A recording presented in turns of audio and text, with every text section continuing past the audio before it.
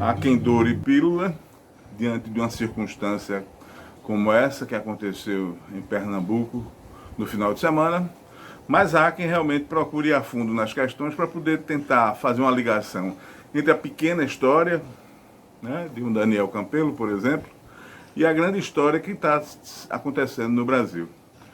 Ontem e hoje nos jornais que circularam com as notícias do final de semana, apresentaram algumas coisas muito interessantes, se a gente pode ver. Primeiramente, a questão da vice-governadora de Pernambuco dizendo que não foi autorizado pelo governo do estado de Pernambuco aquela ação de guerra montada pela polícia militar de Pernambuco. Então fica justamente a questão que nós colocamos no nosso programa de ontem. Foi incompetência, falta de governo, falta de rédea sobre a corporação, ou foi conivência? Então essa questão precisa ser resolvida rapidamente. Mas precisa ser resolvida também dentro da perspectiva um pouco mais profunda. Por quê? Porque houve duas pessoas que foram afetadas por essa ação criminosa da Polícia Militar de Pernambuco, que perderam a visão. Então, a pequena história com a grande história, elas se entrelaçam, né? Para que a gente possa entender um pouco das injustiças às quais a gente está submetida, para poder, logicamente, partir para uma mudança de rumo. O blog da jornalista Noélia Brito, ela faz uma denúncia muito importante nesse sentido.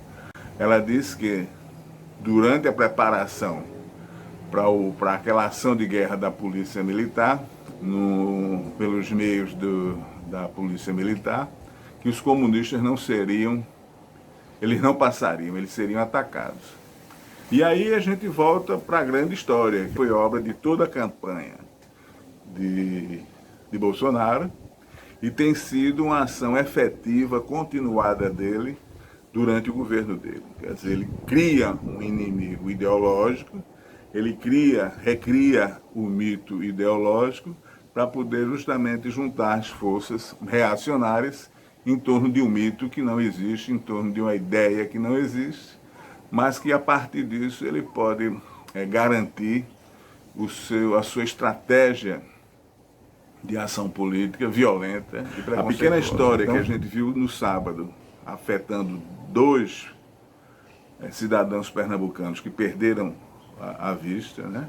Afetando a vereadora do PT, também, que foi submetida a spray de pimenta diretamente nos olhos dela, se liga à grande história a qual o Brasil está vivenciando nesse último período, nessa última quadra, a partir do golpe de 2016, aprofundado com o bolsonarismo, com o suporte de setores das Forças Armadas e de setores religiosos. E nesses dias, é engraçado, eu recebi um WhatsApp de um religioso que está rezando por uma pessoa, amiga dela, para se recuperar da Covid. Uma pessoa idosa, mas que está conseguindo se recuperar na cidade lá de São Paulo. Só que essa pessoa, esse religioso que está transmitindo isso pelo WhatsApp, ele não revela que são mais de 460 mil mortos e que ele, enquanto religioso, votou em Bolsonaro.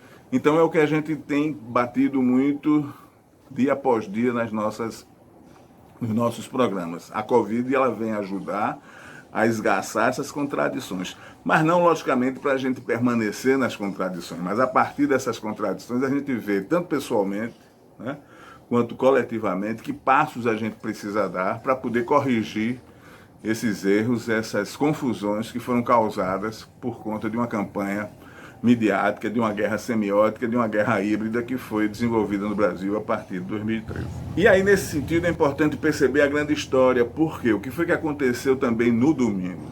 Os dois principais jornais nacionais impressos do Brasil não tomaram conhecimento da grande manifestação democrática que aconteceu nas ruas, nas capitais e em várias cidades do Brasil. Nenhuma das capas do O Globo e de O Estadão tocaram, manifestaram, apresentaram o que foi essa grande movimentação da democracia, da cidadania brasileira, no sentido de lutar contra essa opressão, contra essas grades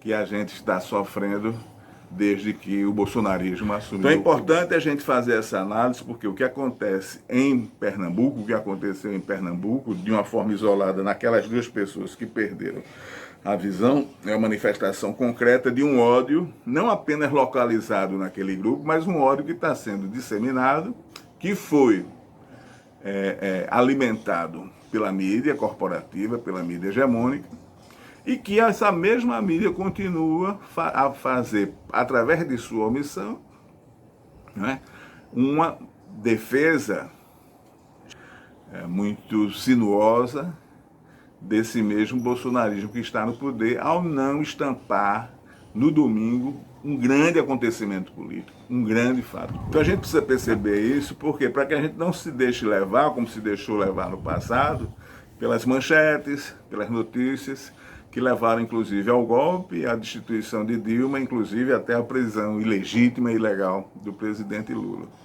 Então o dia de hoje, a gente gostaria de pontuar essas duas questões, porque inclusive amanhã, terça-feira, dia 1º de junho, a CPI do genocídio do Senado terá mais uma rodada, né? E que a gente espera que novos elementos venham à tona para que a gente possa, inclusive, ter uma solidez ainda maior do documento que eles vão produzir, e logicamente condenando os responsáveis pelo genocídio que está acontecendo no Brasil, 460 mil pessoas mortas, 460 mil famílias atingidas pela negligência e pela intenção de não ter vacinas, né, que nós já, como disse o doutor Dimas Covas, nós poderíamos ter 60 milhões de vacinas em dezembro. Isso só pelo Instituto Butantan.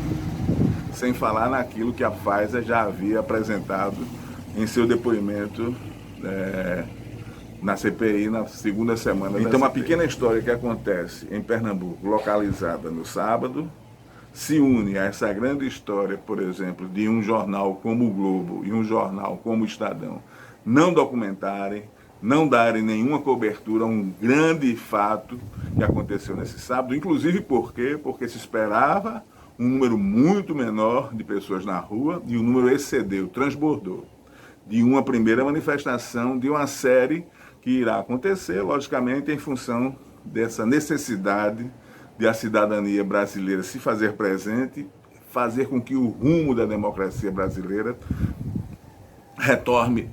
Então a gente queria, no dia de hoje, demarcar um final de mês e amanhã ficarmos na expectativa do que ocorrerá na CPI do Senado.